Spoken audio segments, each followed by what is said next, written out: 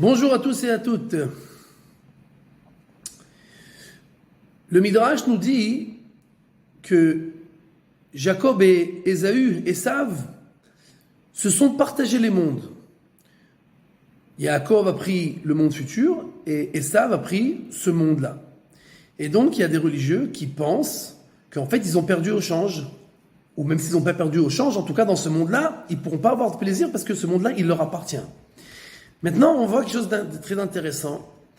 Rivka, la mère de Yaakov et Esav, écrit que c'est elle qui gardait les vêtements chers de son fils. Pourquoi? Esav, il avait plein de femmes, il ne pouvait pas laisser ses habits chez ses femmes, mais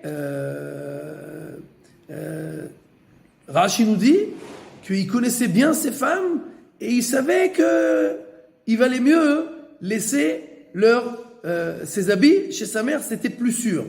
D'accord? Maintenant, donc en fait, le monde que Esav, ce monde-là, qu'il a eu, à première vue, c'est pas vraiment que c'est un monde clean où il a vraiment du plaisir, etc. Il a toujours suspicieux, même ses femmes, il doit faire attention, etc. Il a des habits chers, mais pour les garder, c'est pas simple. Le Midrash nous raconte quelque chose de très intéressant. Il y avait un étudiant qui étudie la Torah et son père était un soûl, tout le temps en train de se saouler et il vomissait, tombait dans la rue, les gosses ils lui jetaient des pierres, ils se foutaient de lui, etc., etc. Et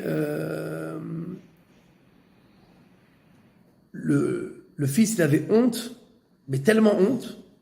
Un jour, il vient et dit à son père, il dit, viens, on fait un accord. D'accord? Moi, je t'apporte chez toi tous les vins de tous les pays, les alcools, etc. Mais toi, reste à la maison, ne me fais pas honte. D'accord? Et le père, il n'y a pas de problème, avec plaisir, si tu m'envoies tout à la maison, il n'y a pas de problème. D'accord? Et ça s'est passé comme ça pendant une période. Après un certain temps,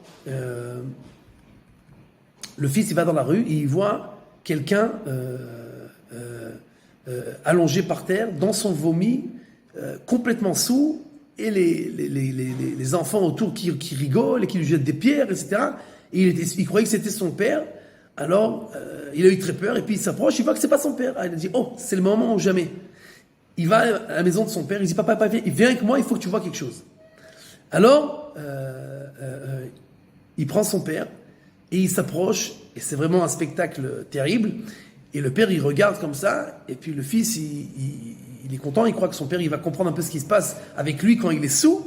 Et puis tout d'un coup, il voit son père qui s'approche de ce soulard-là, il se penche vers lui, il dit, dis-moi, qu'est-ce que t'as bu? Mais qu'est-ce que t'as bu? Qu'est-ce qui t'a fait ça? Comment t'es devenu comme ça? Et le fils était complètement abasourdi, il dit, mais papa, tu rigoles ou quoi? C'est pas pour ça que je t'ai amené ici, c'est quoi cette histoire-là? Tu veux continuer comme ça? Et le père lui dit, et ça c'est le Midrash, d'accord? Crois-moi mon fils, que j'ai pas d'autre Gan Eden que ça dans ce monde-là. Pour moi c'est le Gan Eden dans ce monde-là. Le Midrash nous dévoile que Esav il a eu le Gan Eden. Il a eu ce monde-là. Nous on a le Gan Eden en haut, lui il a le Gan Eden en bas. Mais quel Gan Eden? Le Gan Eden de Esav, c'est de nager dans son vomi et de croire que c'est la meilleure des choses. De faire ce que tu veux et de croire que comme ça, tu es heureux. Et en fait, quand Esav, il vient, Erev Shabbat chez son frère, et il voit toute la famille d'Yaakov assis autour de la table avec les enfants en train de chanter, de manger de la viande, du poisson, du vin, etc. Il dit, oh, qu'est-ce que c'est que ça? Ça, ce monde-là, il est à moi. Il dit, non, ça c'est Shabbat, c'est Me'en Olam Haba. C'est comme le monde futur. C'est pas vraiment ce monde-là. On n'est pas en train de prendre du plaisir de ce monde-là. On est juste en train de faire un peu comme le monde futur. Ah, ok. Le lendemain, il revient, rebelote. Dimanche, lundi, c'est la fiesta. Tout le monde, qu'est-ce qui se passe? Non, c'est Rosh Chodesh. C'est un peu comme Shabbat. Après, il revient, c'est Siyum Masechet. On fait la fête parce qu'on a étudié la Torah. Yaakov, il a eu le monde futur, mais le monde futur, il le fait descendre dans ce monde-là. Esav, il a ce monde-là, mais c'est un monde où il ne fait que souffrir. D'accord? Il court après l'argent, après les femmes, après tous les plaisirs de ce monde-là, et en fait, il n'a jamais de plaisir. Il est dans son vomi, et il croit qu'il est au Gan Eden. Yaakov, il est au Gan Eden dans ce monde-là, comme dans le monde futur. Et pour lui, il n'y a pas de différence. Mais il n'a eu que le monde futur. Parce que ce monde-là, ce n'est pas le but en lui-même, ce n'est qu'un passage, mais même dans ce monde-là, il arrive à prendre du plaisir de tout, parce qu'il sait mettre les choses dans leur proportion juste, et donc il arrive à avoir du plaisir de tout. Kol Tuv.